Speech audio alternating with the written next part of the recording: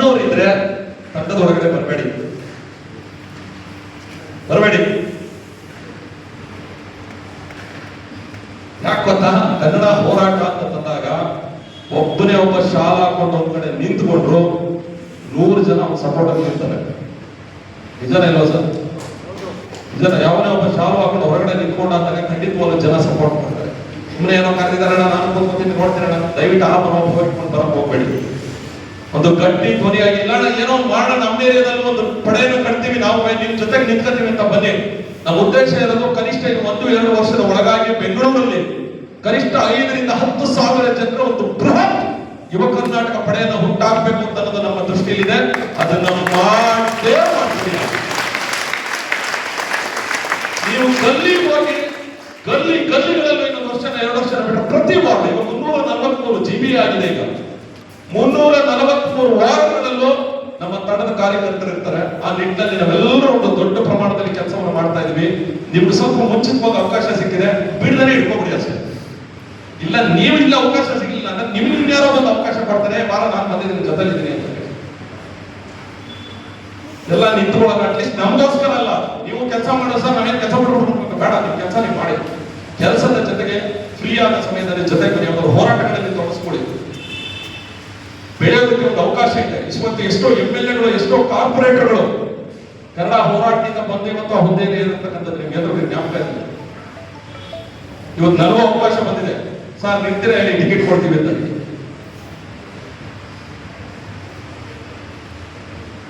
ಹಾಗಾಗಿ ಯಾರೆಲ್ಲ ಹೊಸೂರು ಬಂದಿದ್ರೆ ಇಲ್ಲಿ ನೀವು ಎಲ್ಲರೂ ಸುಮ್ಮನೆ ಇಲ್ಲಿ ಬಂದೋ ಹೋದೋ ನಂತರ ಆಗಬಾರ್ದು ಸ್ನೇಹಿತರೆ.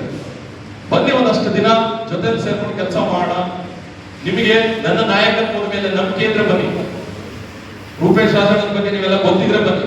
ನಿಮ್ಮನ್ನ ನವೀನ್ ನರಸಿಂಹ ಅವ್ರು ಕರೆದಿರ್ಬೋದು, ಇಲ್ಲಿರ್ತಕ್ಕಂಥ ಸುಮಾರು ಜನ ನಮ್ಮ ಲೀಡರ್ಗಳಿದ್ದಾರೆ, ಸಾಕಷ್ಟು ಜನ. ಪ್ರತಿಯೊಬ್ಬರ ಜೊತೆನೂ ನಂಬಿ ಜೊತೆಲಿ ನಿಂತ್ಕೊಳ್ಳಿ. ನಾವೆಲ್ಲ ಸೇರಿ ಬೆಂಗಳೂರಿನಲ್ಲಿ ಒಂದು ಹೊಸ ಇತಿಹಾಸವನ್ನು ನಿರ್ಮಾಣ ಮಾಡುವಂತ ಕೆಲಸವನ್ನ ನಾವೆಲ್ಲರೂ ಮಾಡಮ್ಮ ಸರ್.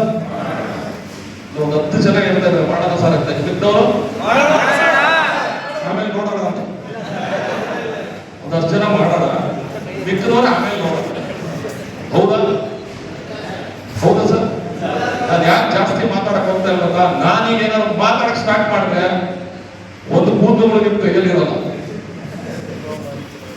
ಯಾಕಂದ್ರೆ ಈಗ ನಮ್ಮ ಇಂಟೆನ್ಷನ್ ಇರೋದು 5 ದಿನ ಇರೋದು.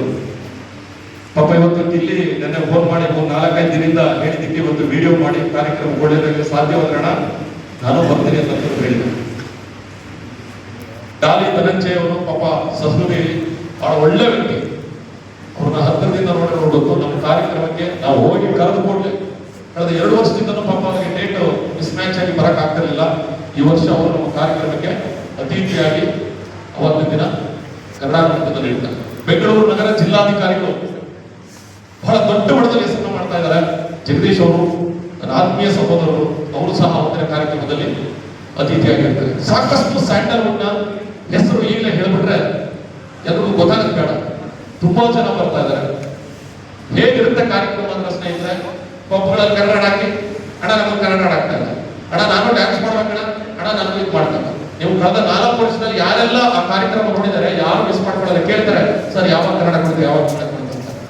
ಇದೊಂದು ಅವಕಾಶ ಸಿಕ್ಕಿದೆ. 28ನೇ ತಾರೀಕು ಶನಿವಾರ ಸಂಜೆ 5:30ಕ್ಕೆ ನೀಡೋರು ಜೊತೆಗೆ ನಿಮ್ಮ ಕುಟುಂಬದವರು, ನಿಮ್ಮ ಸ್ನೇಹಿತರು, ನಿಮ್ಮ ಯಾರಿದ್ರು ಒಟ್ಟು ಎಲ್ಲರೂ ಅಲ್ಲಿಗೆ ಬನ್ನಿ. ಸಂಜೆ 5:30-6 ಗಂಟೆಗೆ ಪ್ರಾರಂಭ ಆದ್ರೆ 10:30ವರೆಗೂ ಸಂಪೂರ್ಣವಾಗಿ ಕನ್ನಡದ DJ ಹಾಡುಗಳು ಕುಡಿದು ಕೂಡಿಸಿ.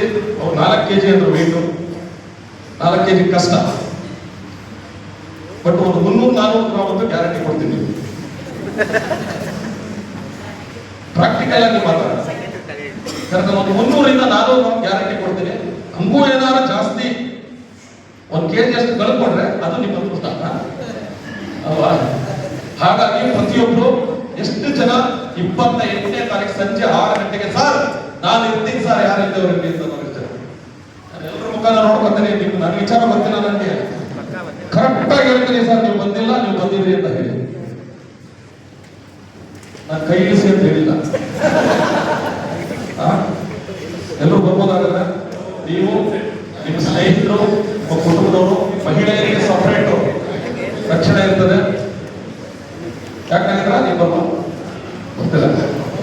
ಎಲ್ಲರೂ 28ನೇ ತಾರೀಕು ನಮ್ಮ ತಂಡದ ತಾಕತ್ತು ಶಕ್ತಿನ ನೋಡ್ಲೇಬೇಕು ಅಂತಂದಿದ್ರೆ ಬೈಕ್ಗಳು ಶೋರೂಮ್ ಅಲ್ಲಿ ನಿಲ್ಸಿರ್ತೇವೆ, ಕರೆಕ್ಟಾ ಸರ್?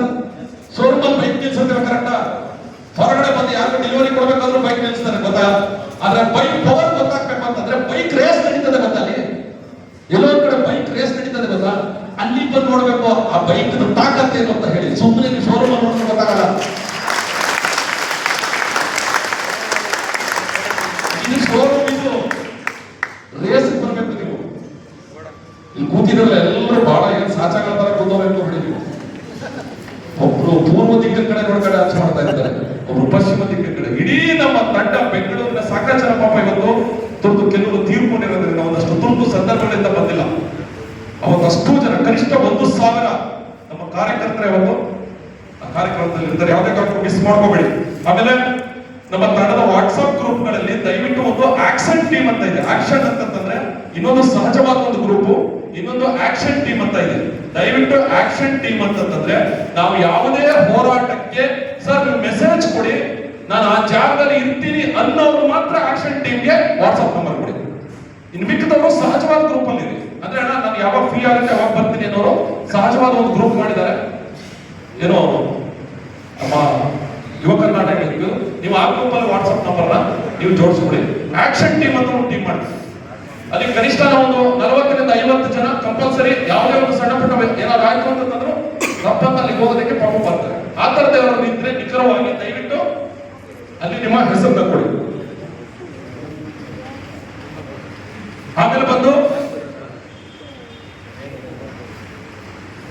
ಯಾರು ಇವತ್ತು ಇಲ್ಲಿ ಬಂದಿದ್ದೀರ, ಈಗ ನಿಮಗೆ ಬರೋಕ್ಕೂ ಮುಂಚೆ ಬೇರೆ ಕಲ್ಪನೆ ಇರ್ತದೆ. ಇಲ್ಲಿ ಬಂದ್ಮೇಲೆ ಇಲ್ಲ ನಾನು ಇನ್ನೇನಾದ್ರು ಬೇರೆ ತರ ಮಾಡ್ಬೇಕು, ಇನ್ನೇನಾದ್ರು ನಿಮ್ಮ ತಲೆನೇನಾದ್ರು ಯೋಚನೆಗಳಿದ್ರೆ, ಇಲ್ಲ ನಮ್ಮ ವಾರ್ಡಲ್ಲಿ ನಾವು 10 ಜನ ಇದೀವಿ, ನಾವು 10 ಜನ ನಾವು ಟೀಮ್ ಮಾಡಿ ನಿಮ್ ಜೊತೆ ಬರ್ತೀವಿ ಏನಾದ್ರು ಇದ್ರೆ ನಿಮ್ಮನ್ನು ಯಾರು ಕರ್ಕೊಂಡು ಬಂದಿದ್ರೆ ದಯವಿಟ್ಟು ನೀವು ಘೋಷಣೆ ಮಾಡ್ಕೋಬೇಡಿ. ಹುದ್ದೆಗಳನ್ನ ಘೋಷಣೆ ಮಾಡ್ಕೊಡದೆ ದಯವಿಟ್ಟು ಆ ಲಿಸ್ಟ್ ಅವ್ರು ಕೊಡಿ. ಅವ್ರು ಒಂದೇ ದಿನ ನಮ್ಮದೊಂದು ಸಭೆ ನಡೀತಿದೆ ಪದಾಧಿಕಾರಿಗಳು, ಆ ಸಭೆಯಲ್ಲಿ ಕೂತು ಅದನ್ನ ತೀರ್ಮಾನ ತಗೊಂಡು ನಂತರ ನೀವು ಹೇಳ್ತೀವಿ. ಅಲ್ಲಿವರೆಗೂ ನೀವು ಮುಂದುವರಿಬಾರ್ದು. ಆಮೇಲೆ ಇನ್ನೊಂದು ಏನು ಅಂತಂದ್ರೆ ನಮ್ಮ ತಂಡದ ವಿಶೇಷ ಏನ್ ಗೊತ್ತಾ ಸರ್, ಬರೀ ಸುಖದಲ್ಲಿ ಅಷ್ಟೇ ನಿಮ್ಮನ್ನ ನಾವು ಕರ್ಕೊಂಡ್ ಬಂದಿಲ್ಲಿ ಬಿಡಲ್ಲ. ಮೀಟಿಂಗಿಗೆ ಸಭೆಗೆ ಅಷ್ಟಕ್ಕೆ ಬಿಡಲ್ಲ. ನಿಮ್ಮ ಕಷ್ಟ ಕಾಲದಲ್ಲೂ ನಾವು ನಿಮ್ಮ ಜೊತೆಯಾಗಿ ನಿಂತ್ಕೊತೀವಿ.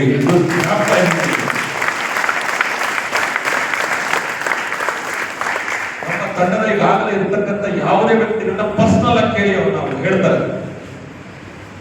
ಅಷ್ಟು ಸುಲಭದಲ್ಲಿ ನಿಮ್ಮನ್ನ ಬಿಡು. ಒಂದು ಸತಿ ನಮ್ಮ ಟೀಮ್ ಒಳಗಡೆ ಬಂದ ಅಂದ್ರೆ ಮುಗಿದಾಯ್ತು. ಬಟ್ ಬಂದ್ಬಿಟ್ಟು ನೀವು 2026 ಬಂದು 2027 ಬಂದ್ರೆ ಆಗಲ್ಲ. ನಿರಂತರವಾಗಿ ನಮ್ಮ ಜೊತೆ ಕನೆಕ್ಷನ್ ಇರಬೇಕು. ಉದಾಹರಣೆಗೆ ಸುರೇಶ್ ನೋಡಿ, ಸುರೇಶ್ ಬಂದ್ರು, ಒಂದು ಹೋರಾಟ ಸಖತ್ತು, ಯಾವುದೋ ಒಂದು ಫ್ಲಾಗ್ ಅಲ್ಲಿ ಸಾಕಿದ್ರೆ ಯಾವ್ದು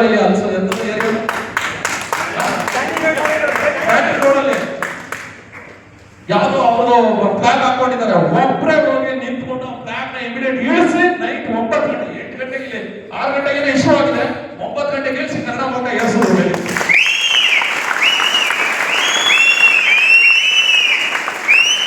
ನೀವು ಅನುಮಾನ ಇದ್ರೆ ಹೋಗಿ ಆ ಪ್ಲೇಸ್ ಬೇಕಾದ್ರೆ ಲೊಕೇಶನ್ ಹಾಕೊಳ್ಳಿ, ಹೋಗಿ ನೋಡ್ಕೊಂಡ್ ಬನ್ನಿ. ಕಳೆದ 20 ವರ್ಷದಿಂದ ಆ ಮೋಟ ಹಾರಾಡ್ತಾ ಇತ್ತು, ಈಗ ಕನ್ನಡ ಮೋಟ ಹಾರಾಡ್ತಾ ಇದೆ. ದಿನ ನೋಡಿ ಅವರು